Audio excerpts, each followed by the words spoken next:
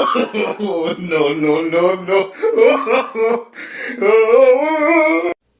नमस्कार दोस्तों, भोजपुरी किंग खेसारी लाल यादव ने एक काफ़ी फ़नी अंदाज में रील वीडियो बनाया है दोस्तों, जो कि खेसारी फैंस बहुत ज़्यादा इस रील वीडियो को पसंद कर रहा है दोस्तों जी। जो कि शुरुआती वीडियो में आप लोग क्लिप के माध्यम से सुने होंगे दोस्तों। काफ़ी मज़ा आ रहा है दोस्तों रील देख के, और हंसी के लिए ऐसे खेसारी लाल यादव जी डांस करते हैं और कॉमेडी करते हैं, जो कि काफ़ी ज़्यादा वायरल होता है दोस्तों। तो हम सोचे अपना भाई को ये अपडेट बताना चाहिए।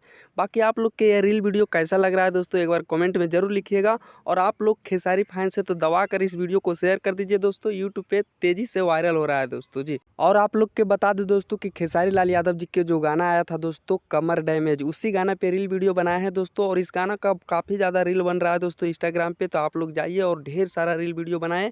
और आप लोग के डांस कैसा लग रहा है दोस्तों, अखिलेश कश्यप, डिम्पल सिंह जी का और खेसारी जी का, बाकी कमेंट में लिखिएगा दोस्तों। और इस वीडियो को शेयर कीजिएगा। और अपडेट अच्छा लगा तो वीडियो को लाइक करके चैनल को सब्सक्राइब करके जुड़ जाएगा।